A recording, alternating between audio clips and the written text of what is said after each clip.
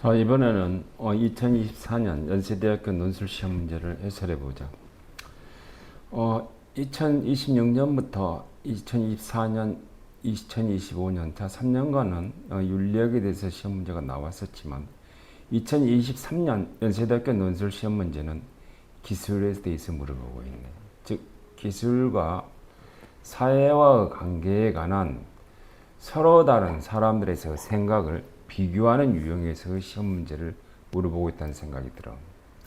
자, 그러면 먼저 제시문 가번부터 봐볼게. 자, 제시문 가번에서도 묵자에 대해서 물어보고 있는 거네. 그렇지?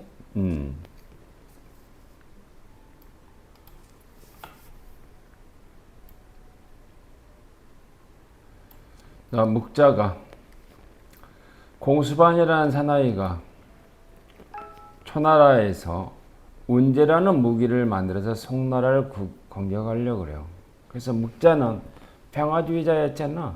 그래서 이 자식이 또 쓰잘데기 없는 짓거리를 하는구나 이러면서 제자에게 이렇게 이야기해. 공수반이 지난번에는 국어를 만들어서 전쟁을 쳐 벌리더니 이번에는 또다시 운제라는 무기를 만들어 안 돼. 가서 전쟁을 말려야겠다 이렇게 이야기해. 그래서 묵자는 그 길로 초나라에 가서 공수반과 초나라 왕을 만나고 이렇게 이야기해. 아니, 초나라는 땅도 그렇게 넓은데 송나라 같이 기껏 그렇게 해서 500리? 초나라가 사방 5칠이면 10분의 1밖에 안 되면서 뭐 때문에 전쟁을 하십니까? 라고 이야기하면서, 그리고 당신이 운제를 가지고 한다고 할지라도 이길 수가 없을 거요 이렇게 이야기해. 왜? 내가 나의 자제들과 함께 그 나라 편에 서서 당신들과 싸우겠다라고 이야기를 하는 거 아니야. 그랬더니 초나라의 왕이 그래 알았어 송나라를 공격하지 않을게 이렇게 이야기한 거야. 자, 밥질이 떨어지려고 하던 공수반이 그날 저녁에 묵자를 불러놓고 술을 한 잔 대접을 하는 거야. 그러면서 공수반이 이렇게 이야기하는 거.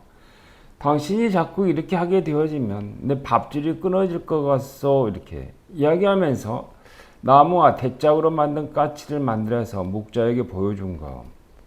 날리면 바람을 타고 사흘 동안이나 날 수 있어 이렇게 이야기한 거. 그랬더니 묵자가 그것을 보고 이렇게 이야기해. 너는 참 정교한 솜씨를 가지고 있는 기술자야. 하지만 이보다는 목수가 만든 쓰레기바퀴가 더 훌륭해 이렇게 이야기하네. 목수는 새치의 나무를 깎아 거기에다가 50석의 무거운 짐을 실 수 있게 하는 거. 사람들에게 실제로 도움이 되고 삶의 보탬이 되어야 훌륭하고 좋은 것이요. 이롭지 못한 것은 졸렬한 것이야 이렇게 이야기한다. 여기 제일 마지막 문장이 묵자가 기술에 대해서 어떤 생각을 가지고 있는가를 보여주고 있는 거예요. 자, 구체적으로 봐볼게. 묵자는 공수반이 만든 운제도 국어도 이건 사람을 죽이는 나쁜 거예요. 나뭇가지는 그래 깨끗해 보이긴 하겠지만 아니 멋있어 보이기는 하겠지만 이게 실생활에 무슨 필요가 있어 보이냐 이런 생각이 들어 보여. 자, 그래서 묵자에서 기술에서 판단의 기준이라고 하는 것은 아까 이야기한 것처럼 어떻게 되지? 사람들에게 유용해야 돼. 묵자는 기술의 판단 기준이 유용. 틀림없이 이런 기준에서 유용하지 않으면 반드시 규제를 하려고 그럴 것 같아. 만들지 마 이렇게. 그러지 않겠냐? 기술에 대해서 가장 중요한 것은 유용하고 두 번째로는 유용하지 않으면 규제를 할 것 같다라는 생각이 드는 것이 이게 묵자에서 기술에 있어서의 중요한 판단의 기준이라는 생각이 들어요. 당연히 기술에 대해서 이 사람 뭐라고 그러나 가치가 명확하게 개입되어야지. 유용한가 유용하지 않은가 뭐 이렇게 실생활에 보탬이 되는 건가 쓰잘데기 없는 건가 뭐 이렇게도 이야기할 수도 있어 보일 것 같은 생각이 들어. 자, 그 다음에 두 번째 글을 읽어볼게. 이 글의 필자는 프란시스 베이컨이라고 한 사람이에요. 베이컨이 어떤 사람인지는 대강 알지? 뭐 아는 것이 힘이요 이렇게 이야기했었던 경험론자에 있어서 제일 첫 번째 쉽게 말해서 도로를 닦은 사람이지. 자, 이 사람이 이야기하고 있는 현재 사람들이 사용하고 있는 기술의 적용 방법은 맹목적이고 어리석은 것이고, 어쨌든 기술을 적용할 때 너무 가벼운 마음으로 마치 놀이를 하듯이 하고, 장난삼아 이미 그 결과가 뻔한 것을 약간 변형해 보거나 별로 소득이 없다 싶으면 금방 실증을 내고 포기해. 진지하게 꾸준히 부지런히 한다 싶을 때도 특정 사례 한두 가지 기술만 편협하게 적용해보고 한다. 이 사람은 기술에 대한 편협한 적용이 싫다라는 이야기야. 그따위 짓거리를 하는 것은 전부 다 하지 않고 미숙한 짓이야. 하지 마라 이런 거지. 이 사람 틀림없이 우리 아까 앞에서도 묵자는 기술이 유용하지 않으면 규제할 것 같은데 이 사람도 뭔가 이렇게 할 가능성이 좀 살짝 있어 보인다는 생각이 들어. 어떤 물체의 본성을 만들어내면 그와 비슷한 물체 몇 가지만 연구해서는 안 되고 탁월한 신중히 분별 폭넓게 수용해야 돼. 어쨌든 이 사람은 근대 자연과학의 아버지 같기도 해 보여. 기술을 사용할 때 어떤 순수한 이론을 수립하려 하기보다는 언제나 우선 응용부터 하려고 덤비는 사람들도 있다. 이 사람 딱 보니까 이렇게 이야기한다. 응용보다 이 사람은 오지가 있어 보여. 여기는 순수 이렇게 이야기할까? 순수한 이론을 수립하려고 하기보다는 언제나 우선 응용부터 하려고 덤비는 사람은 있다. 그리고 그것을 당장에 이익에 성과를 얻으려 하고 앞으로 계속해서 이런 종류 하더라도 무익한 것은 아니라는 보증을 얻으려고 나아가 업적으로 높은 사람들에 있어서 높은 평가를 받아 자기 이름을 빛내려고 하고 이러한 사람들은 어쨌든 이러한 것들이 실제로 지성의 개발에 별로 도움되지가 않아 보여. 응용부터 하려는 사람들은 진리 탐구에는 관심이 없어. 이 사람은 기술이라고 하는 것이 사실은 어떻게 응용을 해서 삶의 뭐보다도 진리에 대한 탐구라는 것이 항상 제일 중요한 거구만. 눈앞의 이익만 가져다주는 이런 기술은 자연을 파괴하고 인간도 해칠 것이요. 이렇게 이야기한다. 반면 그 자체로는 수익성이 없지만 원인을 발견하고 이치를 밝힐 데 크게 도움이 되는 방대한 기술들이 있다. 순수하게 사물의 본성 그 자체를 알기에 사용되는 이런 기술은 세상을 밝게 비추는 빛과도 같은 지식을 가져다 준다. 이 사람은 기술과 과학이라고 하는 것을 좀 헷갈린다는 생각도 들어보여. 자, 우리 일반적으로는 순수 과학과 응용 기술 이렇게 이야기한다면 이 사람 여가 이렇게 방점이 딱 찍어 있다는 생각이 들어 보이지 않디? 그래서 이러한 기술을 추구하는 어쩌고저쩌고 이야기해. 자, 이 사람은 가만히 보니까 응용보다 순수가 중요하고 그렇지 않은 것은 이 사람도 여기 있으면 자연을 파괴하고 인간도 해칠 것이라고 이야기하니까 규제에 찬성해 보일 것 같다는 생각 들어 보이네. 그러면 앞에 있는 가와 나번을 그걸 가지고 자 묵자와 베이컨이라고 하는 이 두 사람은 봐보자. 어쨌든 베이컨은 분석해보면 이런다. 원인을 밝히고 이치를 탐구하는 기술. 순수 탐구 없는 응용 기술은 결국 자연을 파괴하고 인간을 해쳐. 단기의 이익과 장기의 진보는 반드시 충돌하게 되어져. 이렇게 이야기하는데 자, 이 두 사람에 있어서 봐보자. 출발점은 다르지만 기술은 처음부터 방향을 가져야 한다. 하나, 진리에 대한 탐구.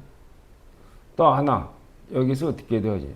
사람들에 대한 이로움. 이런 측면에서 공통점이 있어 보인다는 생각이 들어 보이네. 근데 또 한편으로 이 사람은, 묵자라고 하는 사람은, 여기 응용이가 있네, 효용. 진리. 이런 측면에도 차이가 있어 보이네. 알고 보니까 묵자와 베이컨은요, 기술이 방향을 가져야 한다는 데 있어. 그러면 그와 같은 방향을 갖지 않은 거에 있어서는 틀림없이 뭔가 기술을 관리할 거라는 생각이 들어보여. 규제를 하거나. 이 부분에서는 두 사람이 같아 보이는데 하나는 효용에, 하나는 진리에 서로 간에 가고 있는 포인트가 좀 달라 보인다. 자, 그 다음에 세 번째 글을 읽어보자. 영어로 허블나게 써져 있는데 자, 우리 설명하기 편하게 이걸 번역기를 통해서 돌렸어. 누구 그랬냐고 퓨처 쇼크 이렇게 하게 되지만 우리 금방 알아. 엘빈 토플러라고 하는 사람. 자, 미래의 쇼크는 예방할 수 있다. 근데 이를 위해서는 우리는 어떠한 행동을 해야 한다. 그래서 우리가 살고 있는 세계에는 여러 가지 속도가 이렇게 있는데, 근데 우리는 그와 같은 기술에 있어서 진보의 속도, 자, 그와 같은 것이 초래하는 미래의 쇼크라 그럴까? 이런 것을 예방하기 위해서는 의식적 규제를 수반하려고 그래요. 해서는 안 돼, 이렇게. 근데 이 사람의 주장이요. 우리는 기술 진보의 스위치를 끌 수도 없으며 꺼서도 안 된다라고 이야기하네요. 감성에 젖은 어리석은 자들만이 자연 상태로 해기를 운운할 뿐이고 그들이 필요로 한 자연 상태란 어쩌고 저쩌고 하면서 토마스 홉스가 이야기하는 것처럼 이렇게 기술에 등을 돌리는 것은 어리석을 뿐만 아니라 부도덕한 처사이다. 이 사람은 기술에 대한 어떠한 규제와 관리나 이런 것이 필요 없다라고 하는 견해를 가지고 있네. 또 모호한 인간의 가치라는 명목 아래 반기술적인 개변을 늘어놓는 이들에게는 어떤 인간인가 되물어야 되고 의도적으로 시계를 거꾸로 되돌리는 행위는 역사상 마침내 인류의 해방이 가능해지고 있는 이 순간에 수백만 명의 사람들을 강압적이고 영구적인 비참함 속으로 몰아넣는 것과 같다. 우리에게는 분명 더 적은 기술이 아니라 더 많은 기술이 필요한데 인류와 사회에 직접적인 혜택을 주는 응용 기술이 순수 과학보다 더 강조돼야 한다. 야, 이 부분은 묵자하고 같아 보인다. 근데 묵자하고 차이는 기술에 대한 규제와 관리라고 하는 것은 없애야 한다라고 이야기하는 거 아니야? 자, 어쨌든 이렇게 하게 되어지면 크게 보면 과학 기술에 대한 태도에 있어서의 이 세 사람에 있어서의 차이점이 두 개의 기준을 가지고 서로 간에 대비되어진다는 생각이 들어보여. 어떻게 대비되어지는가 한번 봐볼까? 토플로 조금 더 이야기해보자. 반기술주의는 답이 아니다. 기술이 알고 보면 우리가 살고 있는 세계에 대한 문제를 해결해 줄 수 있거든요. 그러니까 그 기술이 뭔가 효용을 가져오지 않기 때문에 이 기술은 안 돼. 그렇게 이야기하면 안 된다는 거. 기술에 대한 통제는 없애야 한다는 거. 대강 그림이 이렇게 그려져 보이는데 묵자는 말이죠. 기술에 대한 통제에 대해서 찬성할 가능성이 좀 높아 보인다. 왜?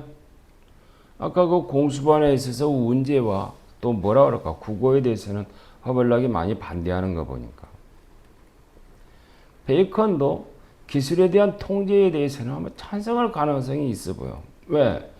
응용이 아니라 순수가 아니라 응용에 치우치는 것은 특히 그 응용이 단기적인 이해관계에 매몰되어지는 것은 우리가 살고 있는 사회에서의 진보를 가져오지 못하기 때문에 그래서 기술에 대한 통제에 대해서 이 두 사람은 찬성하고 있는 견해를 가질 가능성이 있어 보이는데 자 그러면 또 엘빈 터플러 하지 마라 이 말이지. 기술에 대한 어떠한 통제에서도 부정하고 있는 거 아니냐. 그렇지. 자, 그 다음에 있어서의 기술에 있어서도 부분도 그런 것 같아. 묵자는 우리의 삶에 있어서의 분야라 그럴까? 응용이 중요하다고 이야기해. 근데 이거는 진리에 대한 탐구가 중요하다고 이야기해. 엘빈 터플러도 응용이 중요하다고 이야기하지. 자, 어쨌든 이 재심은 세 개를 읽어보니까 어떻게 되어지냐? 기술에 대한 뭐라 그럴까? 자, 크게 보면 두 개의 기준점, 기술에 대한 통제, 또 한편으로는 기술이 처리할 수 있는 세계에 대한 뭐라 할까? 견해가 좀 서로 간에 좀 틀리다 그럴까? 그런 부분으로서 나누어져서 이야기할 수 있다는 생각이 들어. 자, 그래서 우리는 여기에서 크게 보면 기술에 대한 통제에 대해서 찬성한가 찬성하지 않는가 그 기술에서 우리가 주력을 해야 하는 것이 응용인가 아니면 순수한 부분에 있어서 순수한 영역, 순수 과학 쪽에 해당되어져야 되는가 이런 걸 가지고 묵자와 베이컨과 터플러에 있어서의 견해를 갖다가 서로 간에 나누어서 이해할 수 있다는 생각이 들어 보이네. 자, 오늘 수업은 그냥 여기까지만 할게.